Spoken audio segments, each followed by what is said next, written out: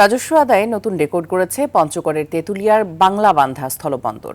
২০২৫-২৬ অর্থ বছরে এই বন্দর থেকে রাজস্ব আদায় হয়েছে ৪২৪ কোটি ৬০ লাখ টাকা, যা আগের অর্থ বছরের তুলনায় ২৫৭ কোটি ৮১ লাখ টাকা বেশি। তবে লক্ষ্যমাত্রার প্রায় দ্বিগুণ রাজস্ব আদায় হলেও বন্দরের সেবার মান ও কার্যক্রম নিয়ে সন্তুষ্ট নন ব্যবসায়ীরা।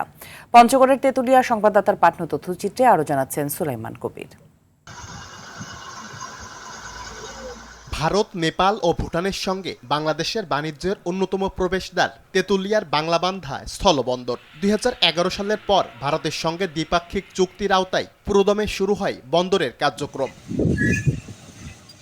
শুরু থেকেই এ বাণিজ্য পথে মোট আমদানি রপ্তানির প্রায় ৯৫%ই ছিল পাথর। তবে এবার পাথরের পাশাপাশি নেপাল ও ভারতের ১৮ থেকে ২০ ধরনের পণ্য রপ্তানি শুরু হয়েছে। বেড়েছে আমদানি পণ্যের পরিমাণও। এতে গেল অর্থ বছরে বন্দরের রাজস্ব আদায়ে এসেছে বড় পরিবর্তন।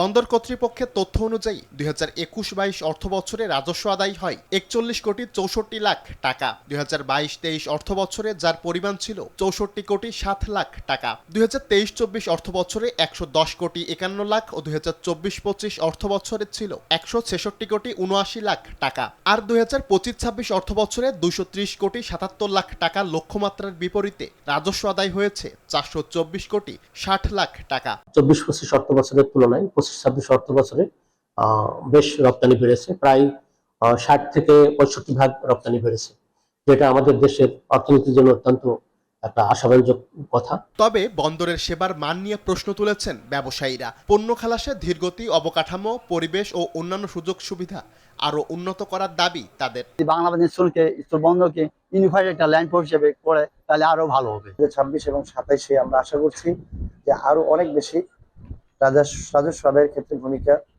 রাখবে বলে বিশ্বাস করি। বাংলাবান্ধা স্থলবন্দরকে গতিশীল ও আধুনিক করা গেলে উত্তরাঞ্চলের বাণিজ্য সম্প্রসারণের পাশাপাশি সরকারের রাজস্ব আয় আরো বাড়বে বলে মত সংশ্লিষ্টদের।